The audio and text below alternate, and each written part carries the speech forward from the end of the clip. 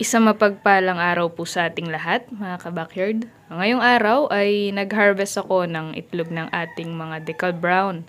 Ayan, no? Ganyan po kalalaki yung itlog ng mga decalb, mga ka-backyard. So, yan, no? Ito po. So, ito, ayan, no? Ganyan kalalaki. Ayan. So, ito po ay itlog na native, pero malaki pa rin, ano? Ayan. So, ngayon ay kukunin ko yung itlog ng ating Brahma dito sa kulungan nila. Kasi kahapon ay kinuha ko na po yung iba dyan. At ngayon may nakita ako. Ito, may nakita kasi ako dito mga ka-backyard. Bali, kaka-harvest ko lang nung isang araw. Dahil may nag-order nga po sa atin ng 8 piraso, no?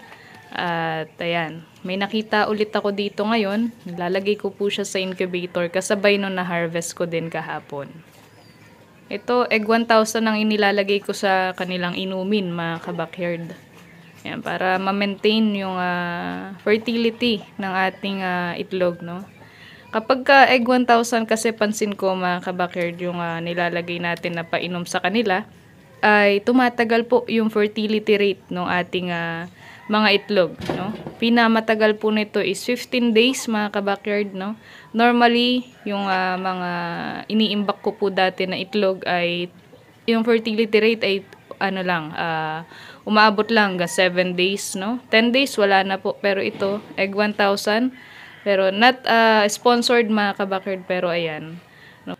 So, yan po yung painom ko sa kanila, mga ka-backyard. Ito yung mga bago nating materyales na Brahma. Ito yung dati ko pa na blue, na UK line, no? Yung mga bago natin is Turkey line. Ayan, light Brahma, mga ka-backyard. Ito yung itlog nila ngayon, no? O, ito po yung atin na kolekta ngayong araw. Isa po dito ay itlog nitong ating Brahma. Mamaya, panigurado may mangingitlog pa po sa dalawang ito, no? So, yan. Ang nakuha nating itlog ngayon ay itlog nitong ating blue, no? Ito po. Ito po yung itlog ng decalb. Ayan, compare natin dito sa Brahma.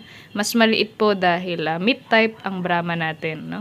Small lang po yung size ng ating Brahma eggs, no? Kaya may mga gusto ng decalb dahil egg type po, no? Layer type yung ating mga decalb. Pag gusto nyo itlog, no? Habol nyo itlog, dun po kayo sa decalb brown, no? Mga ka-backyard. Ayan, yung harvest natin for today. So ngayon, ayan, papasilip ko po itong ating incubator. Ito po ay magto 2 years na, mga ka-backyard. Walang palitan ng thermostat. 24/7 since nung ginawa ko siya. Ay 24/7 naka-andar po siya, no? Ayan, kung mapapansin nyo, napakadumi na. Sign po yan na napakadami na po napisa dito sa ating incubator.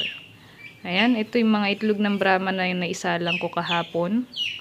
Kung mapapansin nyo, mga ka-backyard, di isa lang ang itsura ng itlog ng Brahma natin, no? Lalo-lalo na yung isa, yung blue. Ayan, itlog yan ng blue. Dahil pansin ko po yung itlog ng light na turkey line natin ay napakaliit pa. Dahil nga, ngayon pa lang po siya nag-drop ng egg. So, ayan. Ito po yung mga itlog ng decalb natin, mga ka-backyard. Ayan. Isa lang po. So, yung pinakita ko po sa inyo na walang tubig, ay ganun po yung ginagawa ko ngayon, no? Ito po ay inaaral ko pa ulit, no? Walang tubig. Experiment ko po, mga ka-backyard, para pag nag-advise ako sa inyo is talagang proven and tested ko na po. So, yan. Pangalawang batch na to ng walang tubig, mga ka-backyard. Yung isang batch, yung una, ay napakita ko po sa inyo na madami po napisa, no? Ayan. Alisin na natin. May isa kundi naalis na shell dito, yung unang batch. Ayan. And wala na po akong time na linisin pa tong incubator natin. Dati lagi ko ina-advise na linisin. So, ngayon ay, as long as hindi naman po yung pumutok na itlog ang dumi niyan, okay lamang po, no? Mag-face mask lamang po kayo pagka mag-open kayo ng incubator dahil may mga maliliit po yan na balahibo ng sisiw na masama po pag nalanghap natin, no? Hindi lamang po sa bata na masama yan, kundi pati po sa atin. Ito naman po ay itlog na pinapa-incubate ng pinsan ko, pero hindi ko alam bakit sa plastic niya lamang po inilagay, no? Nalimliman na daw po ito isang araw. So, yan mga kabakard, ingatan nyo po pagka nagbabiyahe kayo ng mga itlog. Much better kung sa tray nyo ilagay, lagyan nyo po ng tela para hindi maalog, no? Ayan. Ayan po. Silipin nga natin kung may kita. Ayan. Fertile naman siguro ito. May kita natin after 10 days, no?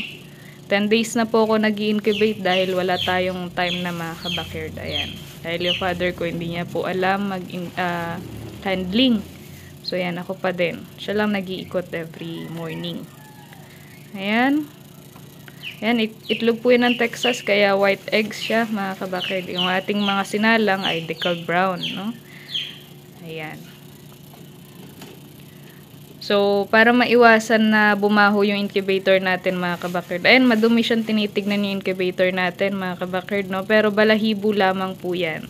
Para maiwasan na bumaho yung incubator is magka-candling po tayo. Alisin po natin yung mga bulok na itlog, yung mga ibang kulay, no? Walang ugat. Para hindi po sumabog or pumutok sa loob ng incubator natin. At mako-contaminate po yung mga katabing itlog or yung mga nakasalang na itlog, ano? Ayan. So, 2 years na itong ating incubator, mga kabakard. 24/7. Naka-open siya. Walang patayan, mga kabakard. Ayan. So, halatado naman sa itsura niya. Pero hindi po ganito itsura ng binibenta ko, mga kabakard, no? Ito yung minadali ko lang para magamit ko po. Ayan. Ayan, mga kabakard. Yung ating mga sinalang. At ito, kung mapapansin nyo, wala silang mga markings, no? Tansyado na po yan. Alam na po kung paano siya iniikot, no? Sa tagal ba naman po nag-i-incubate na. Hindi ko na po nilalagyan ng mga marka. Ayan. Ayan, mga itlog natin. So, mag-aantay na lang tayo hanggang sa mapisa sila. Isang beses lamang po sa isang araw yan iniikot, mga kabackyard. Tapos, ito nga pala, mga kabakard, pakita ko lamang sa inyo. Ito yung binili sa akin na fertile eggs ng Brahma natin. Ito ay 8 pieces. Ayan, binalot ko na. Wala na tayong bubble wrap, konti na lang. So, umorder ako niyan dahil kailangan natin yan para sa ating mga incubator, no?